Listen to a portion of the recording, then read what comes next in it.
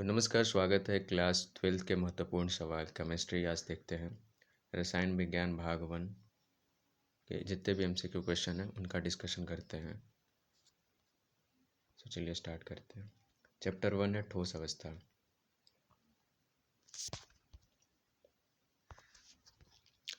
प्रश्न 1 है, एक विशेष ठोस अति कठोर है तथा इसका गलनांक अति उच्च है। ठोस अवस्था में यह अचालक है तथा प्रगलन पर यह विद्युत चालक हो जाता है। ठोस है, आयनिक। फिर से समझिएगा, एक विशेष ठोस अति कठोर है तथा इसका गलनांक अति उच्च है। ठोस अवस्था में यह चालक है तथा प्रगलन पर यह विद्युत चालक हो जाता है। ठोस है, आयनिक। आपका और बुक से क्वेश्चन एज इट इज़ आए कि नहीं आए, लेकिन ये एनसीईआरटी ऑफिशियल है तो इससे क्वेश्चन एज इट इज़ आ सकता है, मतलब हूबहू। तो इन सारे क्वेश्चन का आंसर आप देख लीजिए ताकि आए तो आप लगा सको। किस प्रकार से ठोस विद्युत चालक आघातवर्धीय और तन्य होते हैं? किस प्रकार के ठोस? तो धात्विक ठोस जो होते हैं विद्युत के चालक होते हैं, आघातवर्धीय होते हैं और तन्य होते हैं। क्वेश्चन 3, ठोस ए एक अति कठोर ठोस तथा गलित अवस्था में विद्युत रोधी है। ठोस एक अति कठोर है और गलित अवस्था में विद्युत रोधी है, बहुत उच्च ताप पर पिघलता है। यह किस प्रकार का ठोस है? तो असंयोजक ठोस है। ठोस ए एक अति ठोस और गलित अवस्था में विद्युत रोधी है और बहुत उच्च ताप पर पिघलता है, तो ये किस प्रकार का ठोस है? असंयोजक ठोस। ग्रेफाइट है, ग्रेफाइट क्या है? धात्विक है, असंयोजिक आणविक ठोस या आयनिक ठोस? तो असंयोजिक ठोस। आपसे पूछ लिया जाएगा ग्रेफाइट क्या है, तो असंयोजित ठोस है। ग्रेफाइट क्या है? असंयोजित ठोस। निम्नलिखित में से कौन सा असंयोजक क्रिस्टल है? तो क्वार्ट्ज। निम्नलिखित में से कौन सा असंयोजक क्रिस्टल है? तो वो क्वार्ट्ज है। और आप स्क्रीन को जूम कर लीजिएगा, किनारे अगर ब्लैक आ रहा होगा तो। निम्नलिखित में से कौन सा असंयोजक क्रिस्टल है? तो वो क्वार्ट्ज है। प्लास्टिक क्या है? आयनिक ठोस है, धात्विक है, असंयोजक ठोस है या इनमें से कोई नहीं? तो प्लास्टिक को आप मेटा गूगल से सर्च कर लीजिएगा, तो प्लास्टिक है, इनमें से कोई नहीं। तो प्लास्टिक है क्या? इस क्वेश्चन का स्क्रीनशॉट लीजिए और मैं भी थोड़ी देर में सर्च करता हूँ क्योंकि मैं भी तैयारी कर रहा हूँ। प्लास्टिक है, इनमें से कोई नहीं। आगे बढ़ते हैं। सोडियम क्लोराइड क्लिस्टर की संरचना है। तो सोडियम क्लोराइड नमक है, तो आपका इनमें से कौन सा? तो फलक केंद्रित घनीय है। फलक केंद्रीय घनिक है। फलक केंद्रीय घनीय जालक में एक एकक कोष्ठक में परमाणुओं की संख्या कितनी होती है? फलक केंद्रित जलीय जालक में एक एकक में कोष्ठकों में परमाणुओं की संख्या कितनी है? तो वो 4 है। 58.5 ग्राम NaCl में एकक कोशिकाओं की लगभग संख्या होगी। 58.5 ग्राम NaCl में एकक कोशिकाओं की लगभग संख्या होगी, तो 1.5 से लेकर 1.5 गुना 10⁻23। प्रश्न 10, जिंक अपनी गलित अवस्था से ठोस अवस्था में, जिंक क्या है? गलित अवस्था से अपनी ठोस अवस्था में परिवर्तित होता है, जिसकी संरचना HCP प्रकार की है। तो जिंक की संरचना किस प्रकार की है? HCP प्रकार की। परमाणुओं की संख्या कितनी होगी? तो 12। तो जिंक की संरचना HCP प्रकार की, तो इससे भी क्वेश्चन बन सकता है इसकी संरचना कैसी है? HCP प्रकार की। परमाणुओं की संख्या इनकी 12 है। एक ठोस AB जिसकी संरचना NaCl प्रकार की है में ए परमाणु घनीय एकक कोशिका के सभी कोनों को घेरता है। यदि एक अक्ष के सभी फलक केंद्रीय परमाणु निष्कासित हो जाए तो ठोस की स्टाइकियोमेट्री होगी A3B4। एक एकक कोशिका जिसमें परमाणु की संख्या 2 है तथा जो ABC संकुलन क्रम प्रदर्शित करती है में चतुष्फलकीय रिक्तिकों की संख्या कितनी होगी? आपको लग रहा होगा ऐसा क्वेश्चन नहीं आएगा, ऐसा ही क्वेश्चन आएगा, एनसीईआरटी वाला ही। 2Z एक एकक कोशिका में जिसमें परमाणुओं की संख्या 2 है तथा ABC संकुलन द्वारा कम प्रदर्शित करती है में चतुष्फलकीय रिक्तिकों की संख्या होगी 2Z। सोडियम क्लोराइड क्रिस्टल में Na आयन की समन्वय संख्या है। सोडियम क्लोराइड क्रिस्टल में Na आयन की समन्वय संख्या 6 है।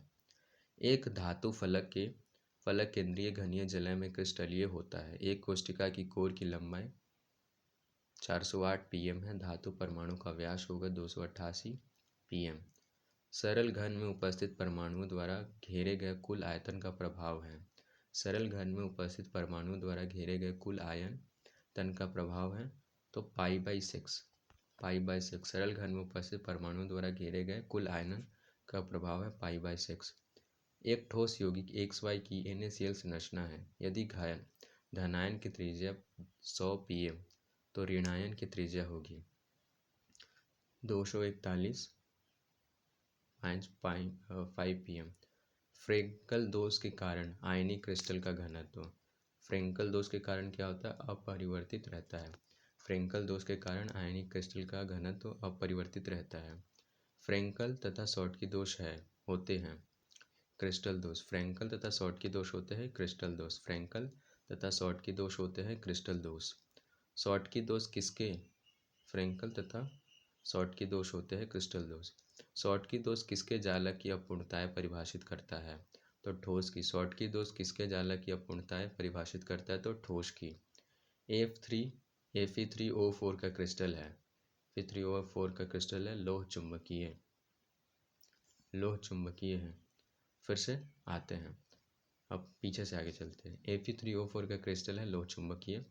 देन आगे, शॉर्टकी दोष किसके जालक की अपूर्णताएं परिभाषित करता है? तो ठोस की। शॉर्टकी दोष किसके जालक की अपूर्णताएं परिभाषित करता है? तो ठोस की। फ्रेंकल तथा शॉर्टकी दोष होते हैं क्रिस्टल दोष। फ्रेंकल तथा शॉर्टकी दोष होते हैं क्रिस्टल दोष। फ्रेंकल दोष के कारण आयनिक क्रिस्टल का घनत्व अपरिवर्तित रहता है। फ्रेंकल दोष के कारण आयनिक क्रिस्टल का घनत्व अपरिवर्तित रहता है। एक ठोस यौगिक XY की NaCl संरचना है। यदि घनायन की त्रिज्या 100 pm है तो ऋणायन Y की त्रिज्या होगी, तो यह है 241.5 pm। सरल घन में उपस्थित परमाणु द्वारा घेरे गए कुल आयतन का प्रभाव है पाई/6। सरल घन में उपस्थित परमाणु द्वारा घेरे गए कुल आयतन का प्रभाव है पाई/6। एक धातु फलक केंद्रीय घनीय जालक में क्रिस्टलित होता है। एकक कोष्ठिका की कोर की लंबाई 4.8 pm है। धातु परमाणु का व्यास है 288 pm। सोडियम क्रिस्टल में Na आयन की समन्वय संख्या है 6। सोडियम क्लोराइड क्रिस्टल में Na आयरन की समन्वय संख्या है 6। एक एकक कोष्ठिका जिसमें परमाणु की संख्या 2 है तथा जो ABC संकुलन द्वारा क्रम प्रदर्शित करती है में चतुष्फलकीय रिक्तिकों की संख्या होगी तो 2Z। एक ठोस AB जिसकी संरचना NaCl प्रकार की है। ई परमाणु घनीय एकक कोष्ठिका के सभी कोनों को घेरते हैं। यदि एक अक्ष के सभी फलक केंद्रीय परमाणु निष्कासित हो जाए तो ठोस की स्टोइकियोमेट्री होगी A3B4। Zn अपनी गलित अवस्था से ठोस अवस्था में परिवर्तित होता है जिसकी संरचना HCP प्रकार की है। समीपस्थ परमाणु की संख्या होगी तो ये 12 होगी। समीप परमाणु की संख्या कितनी होगी? 12। 58.5 ग्राम NaCl में एकक कोष्ठिकाओं की लगभग संख्या कितनी होगी? 1.5 × 10⁻23। फलक केंद्रीय घनीय जालक में एक एकक कोष्ठिका में परमाणुओं की संख्या। फलक केंद्रीय घनीय जालक में एक एकक कोष्ठिकाओं में परमाणुओं की संख्या 4। सोडियम क्लोराइड क्रिस्टल की संरचना है। सोडियम क्लोराइड फलक केंद्रीय घनीय। सोडियम क्लोराइड की संरचना है फलक केंद्रीय घनीय। प्लास्टिक है, आयनिक है, धात्विक है, सहसंयोजी है? इनमें से कोई नहीं है। प्लास्टिक सर्च कीजिए। इनमें से कौन सहसंयोजक क्रिस्टल है? क्वार्ट्ज। सहसंयोजक क्रिस्टल कौन है? क्वार्ट्ज है।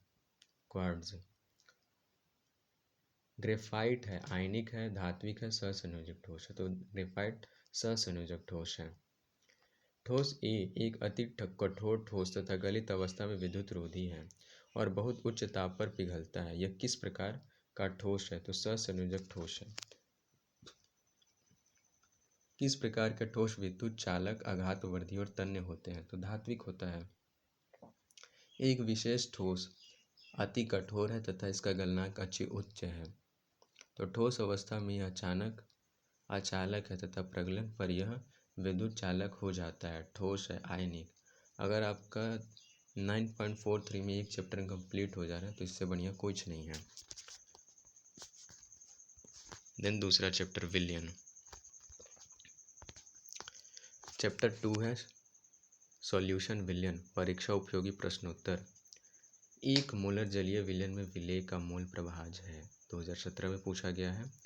एक मोल जलीय विलयन में विलेय का मोल प्रभाज है 0.018। एक मोलर जलीय विलयन में विलेय का मोल प्रभाज है 0.08। प्रश्न 2, शुद्ध जल की मोलरता होती है। 14 में पूछा गया है, 16 में, 17 में। शुद्ध जल की मोलरता है 55-56, याद रखिएगा 55-56, 55.56। शुद्ध जल की मोलरता है 55.56, 55-56। 0.2 MHSO विलयन की सांद्रता ग्राम प्रति लीटर में होगी। 2017 में 0.2 MHSO विलयन की सांद्रता ग्राम प्रति लीटर में होगी 19.6। 0.2 MHSO विलयन की सांद्रता ग्राम प्रति लीटर में होगी 19.6। किसका वाष्प दाब न्यूनतम होगा? किसका वाष्प दाब न्यूनतम होगा? तो 0.1 MbCl2 विलयन का 0.1 MbCl2 विलयन का वाष्प दाब कम होगा। दो द्रव P और एवं हिंदी में के वाष्प दाब क्रमशः 80 ईमी एवं 60 ईमी है। P के 3 मोल तथा Q के 2 मोल मिलाने पर प्राप्त विलयन का कुल वाष्प दाब होगा। 2017 का है तो 72 मिमी। निम्नलिखित में से कौन सा अणु संख्या गुणधर्म है? तो परासरण दाब। निम्नलिखित में से कौन सा अणु संख्या गुणधर्म है? तो परासरण जो है अणु संख्या गुणधर्म है। निम्नलिखित में से विलयन का कौन सा भौतिक गुण अणुओं की संख्या पर निर्भर नहीं करता? तो विलयन का कौन सा भौतिक गुण है जो अणुओं की संख्या पर निर्भर नहीं करता है? तो पृष्ठ तनाव अणुओं की संख्या पर निर्भर नहीं करता। निम्न में किसके जलीय विलयन का क्वथनांक सर्वाधिक होगा? इसे किसके जलीय विलयन का क्वथनांक सर्वाधिक होगा? तो 1% CaCl2 का।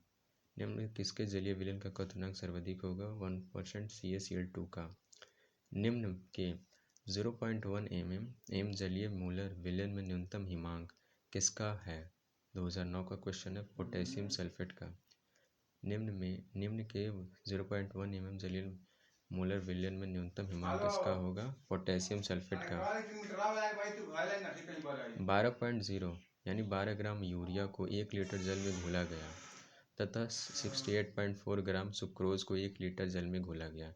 यूरिया विलयन के वाष्प दाब का अपेक्षित अवनन होगा। सुक्रोज विलयन की अपेक्षा अधिक। सुक्रोज विलयन की अपेक्षा अधिक होगा 10। किस सूत्र द्वारा मोलर उन्नयन स्थिरांक K की गणना की जाती है? किस सूत्र द्वारा मोलर उन्नयन गुणांक K की जाती है? तो ये है MTB मल्टीप्लाई W। MTW गुना 100 छोटा w। निम्नलिखित में से किसका परासरण दाब सबसे कम है? किसका परासरण दाब सबसे कम है? तो स्वर्ण विलयन का परासरण दाब सबसे कम है। किसी विलयन का परासरण दाब किस सिद्धांत पर प्रदर्शित किया जाता है? तो ये किया जाता है PC/RT। PC = RT। किसी विलयन का परासरण दाब किस संबंध द्वारा प्रदर्शित किया जाता है? तो PC = RT। निम्नलिखित विलयनों में सर्वाधिक परासरण दाब किसका है? तो सर्वाधिक परासरण दाब है 1 NH43P4 का। निम्नलिखित विलयनों में सर्वाधिक परासरण दाब किसका है? तो N1NH43Pv का। समान ताप पर किन विलयनों का युग्म समपरासरी है? परासरी है तो 0.1 CaNa3 और इसका। गन्ने की शक्कर अणुभार 342 का 5% विलयन पदार्थ 1 के 1% विलयन के समपरासी है। पदार्थ X का अणुभार है 68.4। अब बैकवर्ड काउंटिंग करते हैं। कितना स्पीड में क्वेश्चन कर दिया मैंने? 14 मिनट 21 सेकंड हो रहा है। 2 चैप्टर। गन्ने की शक्कर अणुभार 342 का 5 विलयन पदार्थ X के 1 विलयन के समपरासी है। पदार्थ X का अणुभार है 68.4। दूसरा, समान ताप पर किन विलयनों के युग्म समपरासी हैं? समान ताप पर किन विलयनों के युग्म समपरासी हैं? तो 0.1 m CaNa3 तथा 0.1 m Na2SO4। निम्नलिखित विलयनों में सर्वाधिक परासरण दाब किसका है?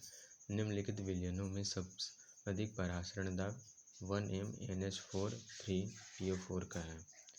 सबसे अधिक किसका है और सबसे कम स्वर्ण का आपने जो देखा था। किसी विलयन का परासरण दाब किस संबंध द्वारा प्रदर्शित की जाते हैं? तो PC/RT। निम्नलिखित में से किसका परासरण दाब सबसे कम है? तो स्वर्ण विलयन का परासरण दाब सबसे कम है और सबसे अधिक आते हैं। सबसे अधिक है NH4, ये जो दिख रहा है आपको NH4 3PO4 का, और सबसे कम स्वर्ण विलयन का। किस सूत्र द्वारा मोलर उन्नयन स्थिरांक K की गणना की जा सकती है? MTV/W 1000 गुना W, MTW गुना 1000/W। 12 ग्राम यूरिया को 1 लीटर जल में घोला गया तथा 68.4 ग्राम सुक्रोज को 1 लीटर जल में घोला गया। यूरिया विलयन के वाष्प दाब का अपेक्षित घनत्व होगा।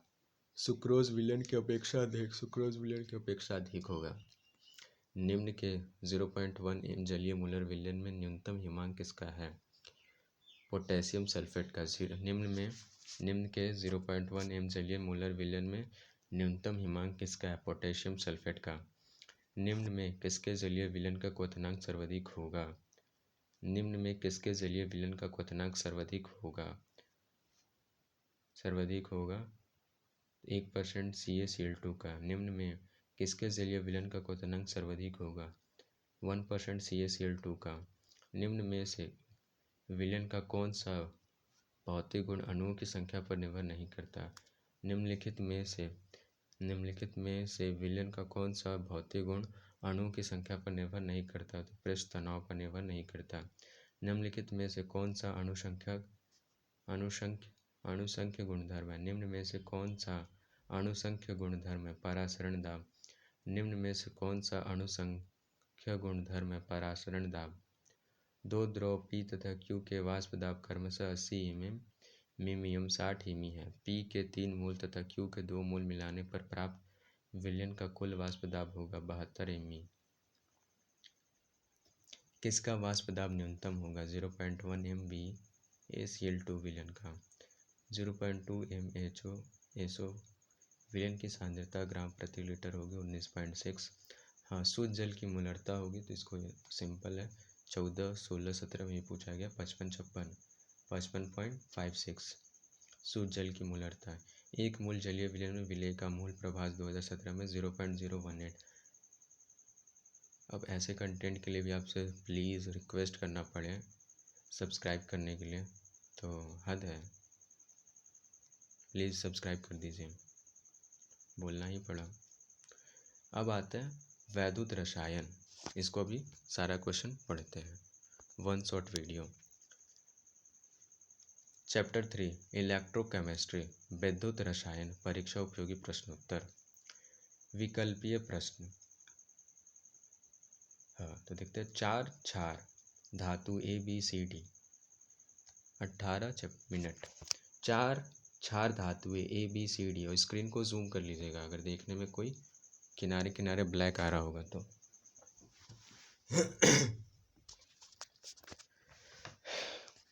4 क्षार धातुएं ABCD के मानक अपचयन विभव क्रमशः 3.05, 1.66, 0.40 तथा 0.80 वोल्ट हैं। इनमें से प्रबलतम अपचारक है। प्रबलतम अपचारक कौन सा है? तो प्रबलतम अपचारक है 3.05 वाला, यानी A। प्रबलतम अपचारक है तो लिथियम है, A लाइन। प्रबलतम अपचायक है लिथियम। ऑब्जेक्टिव करने के बाद अगर आप बोलिएगा तो सब्जेक्टिव का 1 लाइनर भी कर देंगे, कोई डाउट नहीं है। आपका जैसा रिस्पॉन्स वैसा। 25 डिग्री सेल्सियस पर lithium by lithium Ba2+Ba sodium magnesium की मानक अपचयन इलेक्ट्रॉनों विभव क्रमशः -3.5, -273 एंड -271 तथा 237 वोल्ट। इसका प्रबल ऑक्सीकारक है, तो इसका ऑक्सीकारक है Mg2+, 9, 13, 18 Mg2+। किसी भी इलेक्ट्रोड का इलेक्ट्रोड इलेक्ट्रोड, किसी भी इलेक्ट्रोड का इलेक्ट्रोड विभव निर्भर करता है। किसी भी इलेक्ट्रोड का इलेक्ट्रोड विभव निर्भर करता है इनमें से सभी पर, धातु की प्रकृति पर, विलयन के ताप पर, विलयन की मोलरता पर, इनमें से सभी। तो आप बताइए वाटर का मोलरता कितना होता है? पिछले में कॉमन है 55-56, और उसमें मोलरता सबसे ज़्यादा किस धातु की थी? तो सोडियम था, NaH करके, और सबसे कम था स्वर्ण विलयन का। तत्व ए बी सी तथा डी के मानक अपचयन विभव क्रमशः -2.90 प्लस 1.5, 1.50 माइनस 0.74 तथा प्लस 0.34 वोल्ट है। इसमें सर्वाधिक विभव ऑक्सीकारक है। तत्व ए बी सी तथा डी के मानक अपचयन विभव क्रमशः 2.90, 1.50, 0.74 तथा 0.34 वोल्ट। इनमें सर्वाधिक विभव ऑक्सीकारक है बी, यानी प्लस वाला 1.50। धातु जो सरलता से ऑक्सीकृत हो जाता है कौन है? कॉपर, AgAl, तो ये होगा एल्युमिनियम, Al। धातु जो सरलता से Ag जो सरलता से ऑक्सीकृत हो जाता है तो Al। 4 धातुएं ए बी सी तथा डी के मानक ऑक्सीकरण इलेक्ट्रोड विभव क्रमशः plus 1.5 volt, -20 volt, plus 0.84 volt तथा 0.36 वोल्ट है। इन धातु की बढ़ती सक्रियता का क्रम है 2017 का है। तो ए है, उसके बाद सी है, उसके बाद डी है, उसके बाद बी है। यानी जो प्लस वाला है धातु की बढ़ती सक्रियता, तो प्लस वाला आगे रखना है। तो प्लस में 1.5 वोल्ट, देन उसके बाद उससे कम है तो सी रखेंगे 0.84 वोल्ट वाला। देन उसके बाद डी रखेंगे जो है 0.36 वोल्ट का, लास्ट में -20 वोल्ट बी वाला। निम्न में कौन सा ऑक्साइड हाइड्रोजन द्वारा अपचयित होगा? निम्न में से कौन सा ऑक्साइड हाइड्रोजन द्वारा अपचयित होगा? कभी ऐसा होता है ना कि हम बहुत पढ़ते हैं, कुछ नहीं आता है, 80% पढ़ लिया, कुछ नहीं आया। कुछ लोग होते हैं 20% पढ़ लेते हैं, उनका आ ही जाता है। तो यह वही 20% है। आप एग्ज़ाम देकर आना, फिर देखते हैं। निम्न में से कौन सा ऑक्साइड हाइड्रोजन द्वारा अपचयित होगा? हम किसको बोल रहे हैं? आप सबको। Please subscribe and stay tune. निम्न में से कौन सा ऑक्साइड हाइड्रोजन द्वारा अपचयित होगा? Ag2O हाइड्रोजन द्वारा अपचयित होगा। मैग्नीशियम, कॉपर, सोडियम, Au की सक्रियता का सही क्रम है 2016। बहुत अच्छा क्वेश्चन है। मैग्नीशियम, कॉपर, सोडियम और Au की सक्रियता का सही क्रम है, ये BPSC में भी आया है। तो sodium, magnesium, copper, Au, sodium, magnesium, copper, Au का सही होगा सोडियम, मैग्नीशियम, कॉपर, Au। 4 धातु ABCD के मानक इलेक्ट्रोड विभव E0 क्रमशः 1.5 वोल्ट, 2.5 वोल्ट, 0.3 वोल्ट तथा 0.76 वोल्ट है। इन धातुओं की घटती हुई सक्रियता का क्रम है 2017 का। तो ये है BCD, देखते हैं B है, अर्थात घटती है। तो अगर हम इसको वैसा करते तो प्लस वाला पहले लेते, लेकिन घटता में लिखना है तो पहले हमने लिखा है B का, यानी -20 वोल्ट, ये वाला -20 वोल्ट। देन उसके बाद हमने लिखा है, उसके बाद D लिखा है, D लिखा है 0.76 वोल्ट। देन इसके बाद लिखा है हमने C माइनस, और देन उसके बाद जो सबसे बड़ा है A वाला 1.5 वोल्ट, ये लिखा है। प्रश्न 11, ABC तत्वों का मानक अपचयन विभव क्रमशः प्लस इतना प्लस माइनस इतना, उनकी अपचयन शक्ति का क्रम है। सबसे बड़ा A है 0.66 वोल्ट, देन उसके बाद C है -0.5 वोल्ट, देन उसके पास है -2.5 वोल्ट। माइनस में है तो सबसे जो नज़दीक हो, तो ACB। धातु जो हाइड्रोक्लोरिक अम्ल से H विस्थापित नहीं कर सकती वो है। धातु जो हाइड्रोक्लोरिक अम्ल से हाइड्रोजन गैस विस्थापित नहीं कर पाते वो क्या, कौन सा? तो वो कॉपर है। धातु जो हाइड्रोक्लोरिक अम्ल से H विस्थापित नहीं कर सकती वो है कॉपर। निम्न में से कौन सी अभिक्रिया संभव नहीं है? तो copper plus 2Ag copper Na संभव नहीं है। आर्यन जिसकी विद्युत चालकता जलीय विलयन में सबसे अधिक है। आर्यन जिसकी विद्युत चालकता जलीय विलयन में सर्वाधिक है वो है Cs+।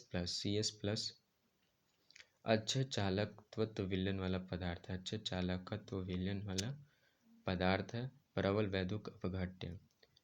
एक क्वेश्चन है 2017 में पूछा गया है N/50 पोटेशियम क्लोरीन विलयन की 25 डिग्री सेल्सियस पर विशिष्ट चालकता 0. इतना महो सेंटीमीटर है। यदि विलयन सहित सेल का प्रतिरोध 400 ओम हो तो सेल स्थिरांक होगा 1.106 सेंटीमीटर -1।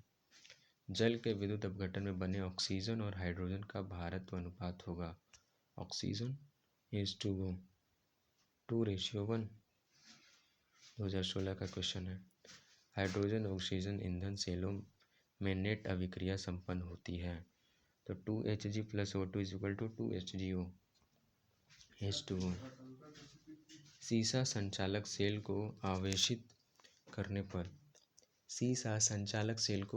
करने पर क्या होता है तो लीड इलेक्ट्रोड पर PbSO4 जमा होता है। फिर से देखते हैं। जब सेल में ऑक्सीकरण तथा अपचयन अभिक्रिया होती है तो धातु विलयन के मध्य उपस्थित रेडॉक्स विभव कहते हैं। ये रेडॉक्स विभव है। तो एक बार पीछे से चलते हैं। पढ़ने से ज़्यादा ज़रूरी है हमें कितना याद रहता है और हम उन्हें कितना लिख पाते हैं, समझ पाते हैं। याद ज़्यादा इम्पोर्टेंट है, ज़्यादा पढ़ने से भी इम्पोर्टेंट है। 1918 सीसा संचालक सेल की आवेशित करने पर लेड इलेक्ट्रॉन पर PbSO जमा होता है। दिन आगे। हाइड्रोजन ऑक्सीजन ईंधन सेल में नेट अभिक्रिया संपन्न होती है तो 2H2 + O2 = 2H2O। जल के विद्युत अपघटन में बनी ऑक्सीजन और हाइड्रोजन का भारत्व अनुपात होगा तो 2:1 ऑक्सीजन और हाइड्रोजन का। N/50 के सेल विलयन की 25 डिग्री सेल्सियस पर विशिष्ट चालकता इतनी है तो वो होगा 1.106 सेंटीमीटर। अच्छे चालक तो विलयन वाले पदार्थ होते प्रबल वैद्युत अपघट्य होते हैं। आर्यन जिसकी विद्युत चालकता जलीय विलयन में सबसे अधिक है Cs+ है।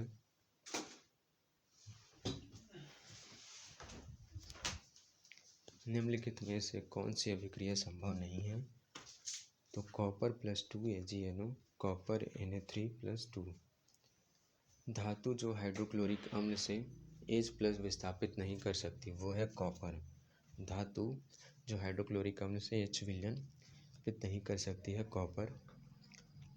ABC तत्वों का मानक अपचयन विभव क्रमशः 0.6 इतना है तो आयनन शक्ति क्रम तो जो बड़ा है प्लस वाला लिख देंगे तो +0.6 वोल्ट पहले आ जाएगा तो A। देन आगे अगर इसको घटते क्रम में लिखना है तो माइनस पहले तो B वाला -20 वोल्ट। हाँ, मैग्नीशियम कॉपर सोडियम Au की सक्रियता का सही क्रम है तो सोडियम मैग्नीशियम कॉपर ये बड़े हैं। देन आगे निम्न में से कौन सा ऑक्साइड हाइड्रोजन द्वारा अपचयित होगा तो Ag2O। धातु नंबरिंग से अगर प्लस वाला पहले लिख देंगे। देन धातु जो सरलता से ऑक्सीकृत हो जाती है तो एल्युमिनियम। तत्व ABCD के मानक अपचयन विभव क्रमशः इतना है तो प्लस वाला पहले सर्वाधिक विभव ऑक्सीकरण है तो इसका कौन है +1.5 वोल्ट। किसी भी इलेक्ट्रोड का इलेक्ट्रॉनिक विभव निर्भर करता है इनमें से सभी पर धातु की प्रकृति विलयन की ताप विलायन की मूलरता। नाम में क्या है तो Mg2+ है। प्रबलतम अपचयन है एलाई लिथियम। आप पोज करके भी समझ सकते हो। 4 क्षार धातु ABCD के मानक अपचयन विभव क्रमशः -3.05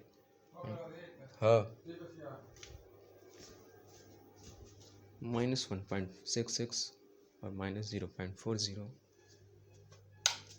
इतना वोल्ट है तो A। इस प्रकार हमारा चैप्टर 3 इलेक्ट्रोकेमिस्ट्री कंप्लीट हुआ। देन अब चैप्टर आगे की ओर चलते हैं। अब हम करेंगे चैप्टर 4 रासायनिक बल गतिकी। तो चैप्टर 4 है केमिकल काइनेटिक। रासायनिक बल गतिकी। dx/dt A प्लस की अभिक्रिया की कोटि है, शून्य है, प्रथम है, द्वितीय है, तो शून्य है। शून्य कोटि अभिक्रिया के दर स्थिरांक का मात्रक है, तो mole litre 1 second 1, mole litre का 1 सेकंड का 1। शून्य कोटि अभिक्रिया के दर नियतांक का मात्रक है, मोल लीटर 1 सेकंड 1। आप सबको ये अच्छे से पता होना चाहिए। ये वीडियो आप एक बार देख लो, देन उसके बाद भी आप देख सकते हो, और देखने के बाद सारा कॉन्सेप्ट जितना भी क्वेश्चन पूछने वाला है, हमारा रेडियो ऑपरेटर का एग्ज़ाम होने वाला है, इसका लेवल ही 2 है, +2। तो देन उनका क्वेश्चन उन्होंने ऑफिशियली एडवर्टाइजिंग में भी बोला है कि हम क्वेश्चन कहाँ से लेंगे, तो NCERT के 12th क्लास के बुक से लेंगे। तो वहाँ से उन्होंने लेने का कहा, तो हम यहाँ से सारा क्वेश्चन ही देख लेते हैं, इन्हीं में से कोई क्वेश्चन आएगा। शून्य कोटि की अभिक्रिया के लिए निम्नलिखित में से कौन सा सूत्र सही है? A1 2A1+। हाँ, प्रथम कोटि की अभिक्रिया के वेग नियतांक का मात्रक है,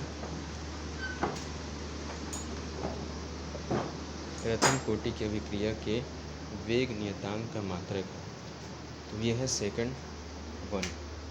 प्रथम कोटि की अभिक्रिया के लिए वेग स्थिरांक A का समीकरण है, 2011-12 में पूछा गया है। तो इसका है K 303/T log tan A/x-1।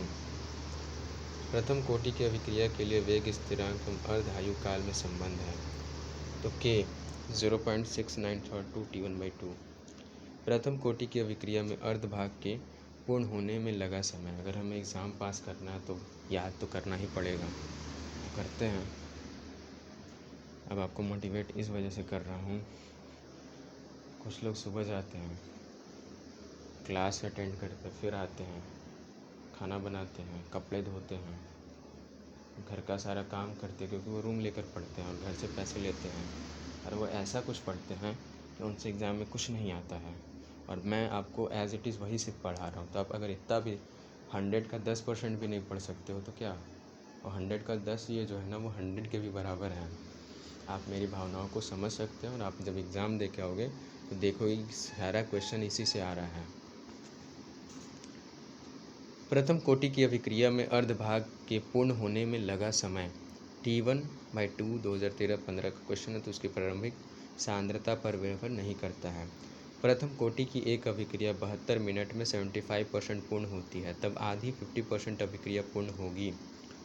72% होता है 75% होता है 72 मिनट में, तो 50% कितना होगा, तो 36 मिनट में। तो 36 मिनट में 50% अभिक्रिया होगी। यदि किसी प्रथम कोटि की अभिक्रिया का 90% 90 मिनट में पूर्ण हुआ हो, तो इसके 50% पूर्ण होने में लगा समय होगा, तो 27 मिनट। प्रथम कोटि की अभिक्रिया के 90% पूर्ण होने में लगाने वाला समय कितना होगा, तो 90% का अर्ध आयु का 3.6 गुना। निम्नलिखित में कौन सी अभिक्रिया आभासी एकाणुक है? 2009-16 11-16 का, तो CS3COOH3 H2O CS3COOH CS3।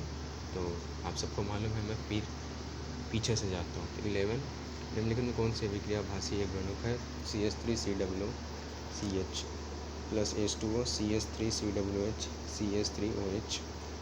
प्रथम कोटि की अभिक्रिया के 90% पूर्ण होने में लगने वाला समय लगभग होता है, तो अर्ध आयु का 3.6 गुना। यदि किसी प्रथम कोटि की अभिक्रिया का 90% 90 मिनट में पूर्ण होता है, तो 50% पूर्ण होने में 27 मिनट लगेगा। समय कितना लगेगा? 27 मिनट टाइम लगेगा उनको।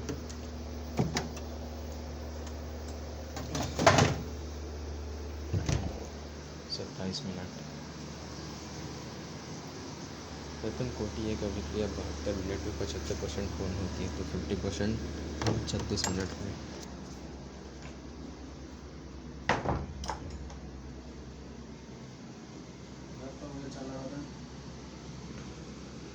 लगाएं 36 मिनट में। प्रथम कोटि की अभिक्रिया में अर्धभाग के पूर्ण होने में लगा समय उसकी आरंभिक सांद्रता पर निर्भर नहीं करता। प्रथम कोटि की अभिक्रिया के लिए वेग स्थिरांक तथा अर्ध आयुकाल में संबंध है, तो k 0.6932 T1/2। ये इक्वेशन का क्वेश्चन है।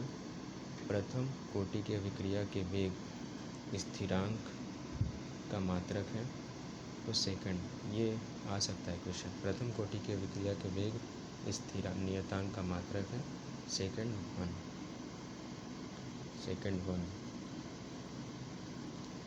वेग स्थिरांक मात्रक है, स्क्रीनशॉट ले लीजिए सेकंड 1। शून्य कोटि की अभिक्रिया के लिए निम्नलिखित में से कौन सा सूत्र सही है? T1/2 a का थीटा। शून्य कोटि अभिक्रिया के दर नियतांक का मात्रक है mole litre 1 second 1। dx/dt a theta की अभिक्रिया कोटि है 0। इस प्रकार हमने चैप्टर 4 केमिकल काइनेटिक कंप्लीट कर लिया और मात्र 35 मिनट हो रहा है, और मैंने 2 बार पढ़ने के बाद भी। चैप्टर 4 5 देखते हैं। पृष्ठ रसायन फिर 6 है, 7 है, 8 है, 9 है। तो चलिए करते हैं 5th।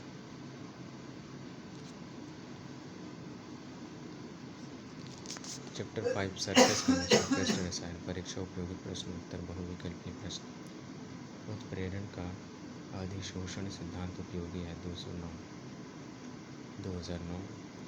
ठोस उत्प्रेरकों में, गैसीय उत्प्रेरकों में, द्रव उत्प्रेरकों में, सभी में। तो ठोस उत्प्रेरकों में संपर्क विधि द्वारा HSO के निर्माण में प्रयुक्त उत्प्रेरक है, तो PT है। कौन है? PT।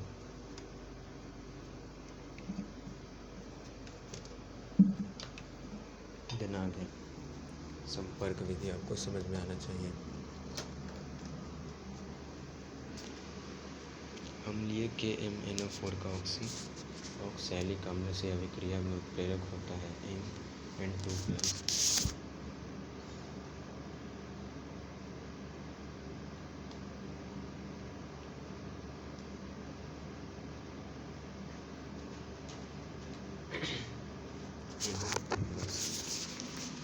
आगे जल गैस से मैथिल अल्कोहल के निर्माण में प्रयोग किया जाने वाला उत्प्रेरक है। जल गैस से मैथिल अल्कोहल के निर्माण में प्रयोग किया जाने वाला उत्प्रेरक है CuO zinc oxide Cr2O3। 5th question. पदार्थ जो उत्प्रेरक की क्रियाशीलता को नष्ट अथवा कम कर देता है कहलाता है। पदार्थ जो उत्प्रेरक की क्रियाशीलता को नष्ट अथवा कम कर देता है उत्प्रेरक विष कहलाता है। उत्प्रेरक विष। प्लेटिनम उत्प्रेरक के लिए निम्नलिखित में से कौन विष का कार्य करता है? AS2O3। प्लेटिनियम उत्प्रेरक के लिए निम्नलिखित में से कौन विष का कार्य करता है? AS2O3।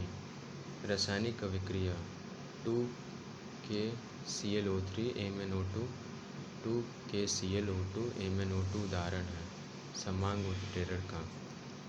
निम्नलिखित प्रकार के उत्प्रेरणों में से किसे अधिशोषण सिद्धांत द्वारा स्पष्ट किया जा सकता है? तो विषमांगी उत्प्रेरण। निम्नलिखित प्रकार के उत्प्रेरणों में से किसे अधिशोषण सिद्धांत द्वारा स्पष्ट किया जा सकता है? तो विषमांगी उत्प्रेरण। अभिक्रिया CS2 CS2G H2GN CH3 में Ni उदाहरण है, तो विषमांग उत्प्रेरक का। किसका उदाहरण है? विषमांग उत्प्रेरक का। निम्न में से कौन सा कथन उत्प्रेरक के लिए सही नहीं है? कथन उत्प्रेरक के लिए सही नहीं है, तो ये है यह अभिक्रिया को प्रारंभ कर सकता है। निम्नलिखित में से कौन सा उत्प्रेरक के लिए सही नहीं है? तो यह अभिक्रिया को प्रारंभ कर सकता है, तो ये गलत है उत्प्रेरक के बारे में। यह अभिक्रिया के अंत में परिवर्तित रहता है, ये सही है। क्रिया को प्रारंभ नहीं कर सकता। उत्क्रमणीय अभिक्रिया में समन्वय में परिवर्तन करता है। किसी विलयन में परीक्षित पदार्थ के कणों का आकार 50 एंगस्ट्रम से 2000 एंगस्ट्रम की परास में है, विलयन होगा क्लोराइडी विलयन। किसी विलयन में परीक्षित पदार्थ के कणों का आकार 50 एंगस्ट्रम से 200 एंगस्ट्रम की परास में है, विलयन होगा, तो वो क्या होगा? क्लोराइडी विलयन। तो क्लोराइडी विलयन का परास 50 एंगस्ट्रम से 2000 एंगस्ट्रम।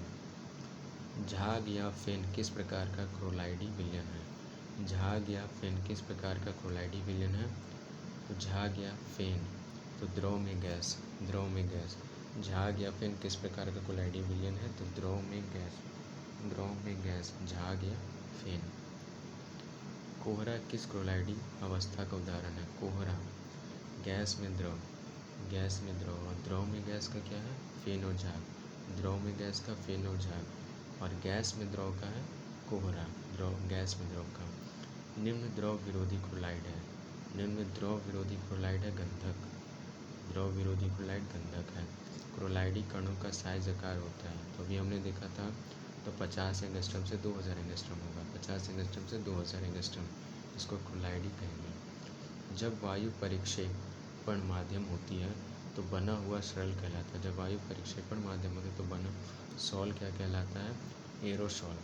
जब वायु परिक्षेपण माध्यम होती है तो बना हुआ सॉल क्या कहलाता है? तो एरोसॉल। 17 निम्नलिखित में से कौन प्राकृतिक क्लोराइड नहीं है? तो ये है सकरा, NaCl है, रक्त है, तो RCOONA प्राकृतिक क्लोराइड नहीं है। औषधियाँ किस अवस्था में सर्वाधिक प्रभावी होती हैं? तो औषधियाँ जो है क्लोराइड में सर्वाधिक प्रभावी होती है, क्लोराइड में। औषधियाँ किस अवस्था में सर्वाधिक प्रभावी होती है? क्लोराइड में। क्रिस्टलाभ क्लोराइड से भिन्न है, क्रिस्टलाभ क्लोराइड से भिन्न है कणों के आकार में। क्रिस्टलाभ क्लोराइड से भिन्न है कणों के आकार में। क्लोराइडों को शुद्ध करने की विधि होती है, ये बहुत अच्छा क्वेश्चन है। क्लोराइडों को शुद्ध करने की विधि क्या है? तो अपोहन है। क्लोराइडों को शुद्ध करने की विधि अपोहन। 21 ब्राउनी की गति का कारण है। परिक्षेपण माध्यम के अणुओं को क्लोराइडी कणों, परिक्षेपण माध्यम के कणों को क्लोराइडी कणों पर संघात। फेरिक हाइड्रोक्साइड के ताजे अवक्षेप में FeCl2 का तनु विलयन मिलाने पर क्लोराइडी विलयन प्राप्त होता है। इस परिघटना को कहते हैं पेप्टीकरण। फेरिक हाइड्रोक्साइड के ताजे अवक्षेप में FeCl3 का तनु विलयन मिलाने पर क्लोराइड विलयन प्राप्त होता है। इस परिघटना को कहते हैं पेप्टीकरण। स्वर्ण संख्या संबंधित है, स्वर्ण संख्या संबंधी है ध्रुव संख्या संबंधित। द्रव स्नेही क्लोराइडी के रक्षी क्लोराइड से स्वर्ण संख्या संबंधित है द्रव स्नेही क्लोराइडी से रक्षा क्लोराइडी से। फेरिक हाइड्रोक्साइड सॉल धनात्मक अवशोषित आवेशित का स्कंदन कराने के लिए सबसे अधिक प्रभावी अपघट्य है K4FeCl4। ABCD सॉल की गोल्ड संख्या क्रम से 0.001, 0.15, 20 तथा 25 का सबसे प्रभावी रक्षी क्लोराइड है A 0.001, 26। आर्सेनियस सल्फाइड के क्लोराइडी विलयन के स्कंद में सबसे प्रभावी विलयन है। आर्सेनियस सल्फाइड के क्लोराइडी विलयन के स्कंदन में सबसे प्रभावी विलयन है BaCl2। ऋणावेशित आर्सेनियम सल्फाइड के क्लोराइडी विलयन को स्कंदित करने के लिए सबसे अधिक प्रभावी धनायन है Ti4+। दूध एक उदाहरण है झाग का, पायस का, जेल का, सॉल का। दूध है, पायस का। द्रव एरोसॉल है, द्रव एरोसोल है, तो ये क्या है? धुंध अति लघु। द्रव एरोसोल है, धुंध अति लघु, धुंध अति लघु। अब हम लोग पीछे से पढ़ते हैं।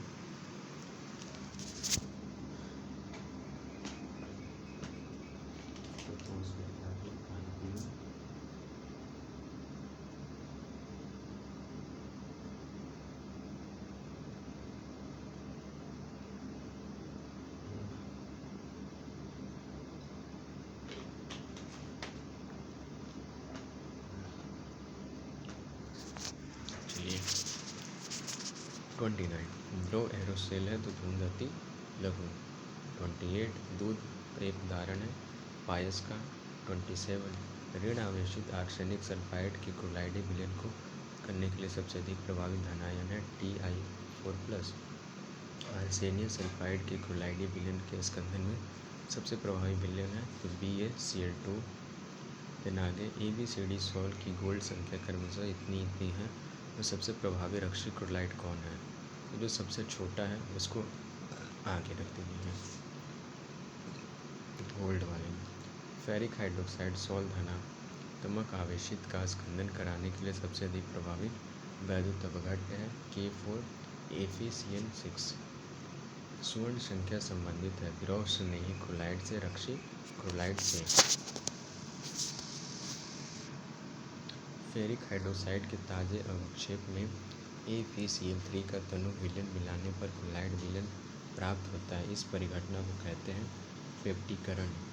फेरिक हाइड्रोक्साइड के ताजे अवक्षेप में AfCl3 का तनु विलयन मिलाने पर क्लोराइड विलयन प्राप्त होता है। इस परिघटना को कहते हैं पेप्टीकरण। ब्राउनियन गति का कारण है परिक्षेपण माध्यम के अणुओं को क्लोराइडी कणों पर संघात। क्लोराइडों को शुद्ध करने की विधि को क्या कहते हैं? अपवहन। क्लोराइडों को शुद्ध करने की विधि को अपवहन कहते हैं। और पेप्टीकरण पे किसको कहते हैं वो देते हैं। क्लोराइडों को शुद्ध करने की विधि को अपवहन। और फेरिक हाइड्रोक्साइड के ताजे अवक्षेपण से तनु विलयन होने पर क्लोराइडी विलयन प्राप्त होता है। इस परिघटना को पेप्टीकरण कहते हैं। अपवहन क्लोराइडी विलयन को शुद्ध करने को अपवहन। क्रिस्टलाभ क्लोराइड से भिन्न है। कणों के आकार में औषधियाँ किस प्रकार में सर्वाधिक प्रभावी होती है? तो क्लोराइड अवस्था में। निम्नलिखित में कौन प्राकृतिक क्लोराइड नहीं है? तो RCOOH। जब वायु परिक्षेपण माध्यम होते तो बना हुआ सॉल्ट कहलाता है तो एरोसॉल कहलाता है। वायु एयर से नाम होगा तो एरोसॉल। क्लोराइडी कणों का साइज़ कितना होता है? तो इसका होता है 50 एंगस्ट्रॉम से 2000 एंगस्ट्रॉम तक। निम्न में द्रव विरोधी क्लोराइड है तो गंधक। कोहरा निम्न क्लोराइडी अवस्था का उदाहरण है तो गैस में द्रव का। कोहरा किसमें है? द्रव। गैस में द्रव का कोहरा। और फेन है द्रव में गैस का। झाग और फेन किस क्लोराइडी का है? ये क्या है? द्रव में गैस का। इसे विलयन में परिक्षेपण पदार्थ के कणों का आकार 50 एंगस्ट्रॉम से 2000 एंगस्ट्रॉम की परास है। विलयन होगा तो क्लोराइड ही होगा। ये कौन सा कथन उत्प्रेरक के लिए सही नहीं है? तो इसका यह अभिक्रिया को प्रारंभ करता है जो ये गलत है उत्प्रेरक के लिए। बंद करते होंगे विषमांग उत्प्रेरक का। निम्नलिखित प्रकार के उत्प्रेरणों में से किसे अधिशोषण सिद्धांत द्वारा स्पष्ट किया जा सकता है? तो विषमांगी उत्प्रेरण का।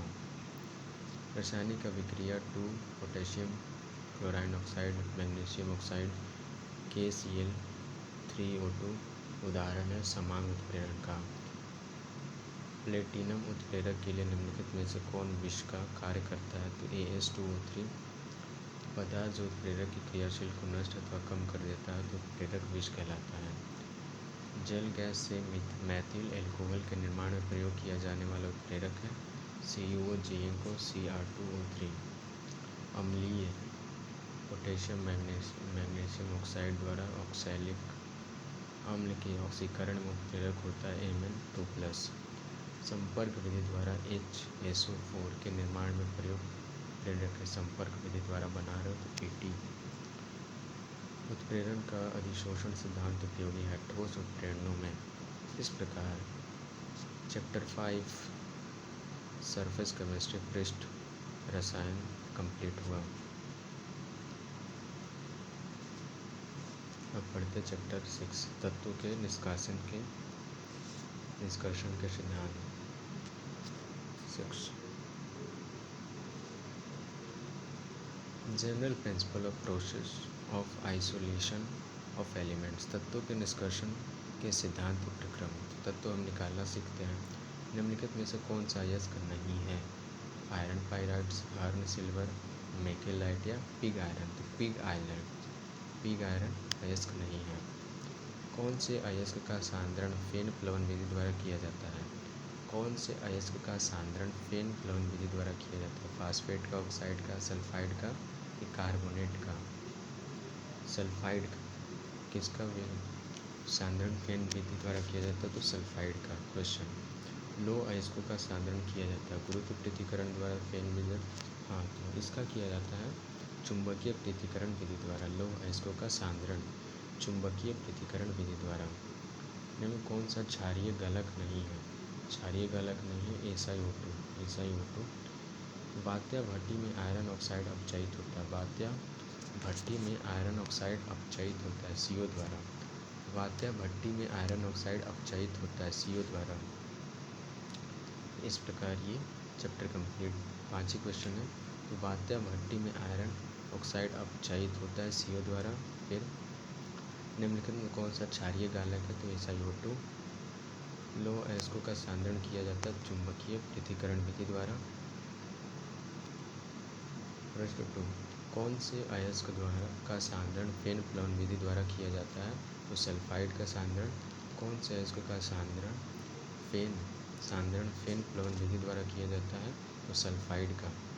निम्नलिखित में से कौन सा अयस्क नहीं है? तो पिग आयरन अयस्क नहीं है। पिग आयरन अयस्क नहीं है। इस प्रकार general principle of process of isolation of element तत्वों के निष्कासन के सिद्धांत एवं प्रक्रम ये भी आपका कंप्लीट हुआ।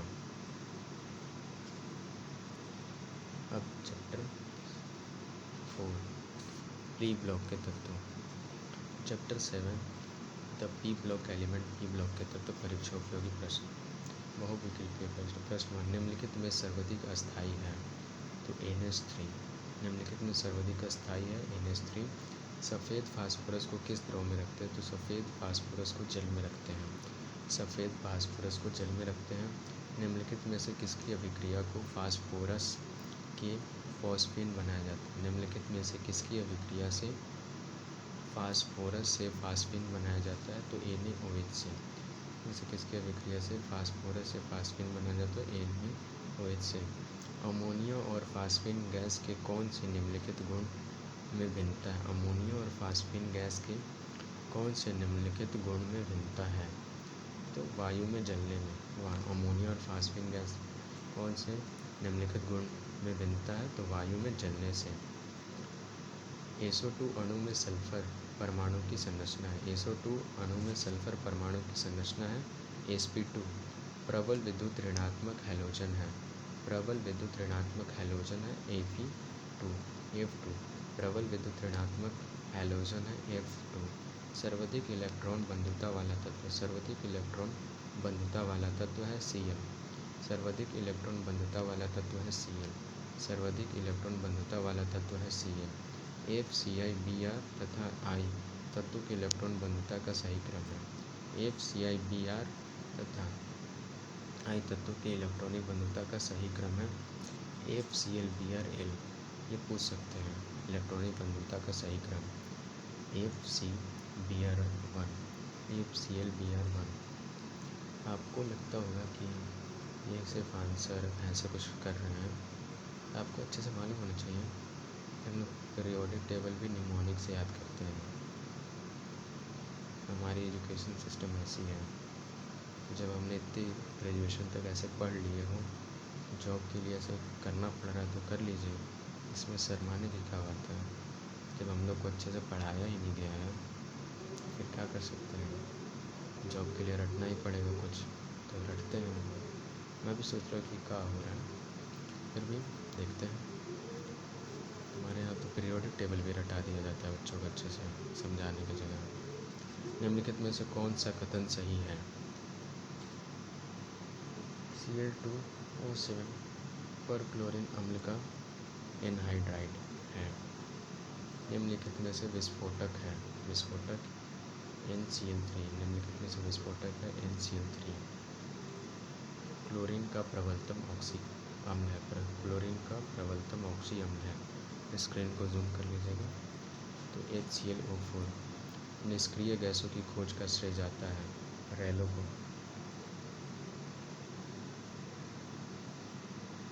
निष्क्रिय गैसों की खोज का श्रेय जाता है रेलो को। वायुमंडल में सर्वाधिक पाई जाने वाली गैस है आर्गन। वायुमंडल में सर्वाधिक पाई जाने वाली गैस है आर्गन। इनकी कौन सी गैस वायुमंडल के टायरों में भरी जाती है? वायुयानों के टायरों में। तो हीलियम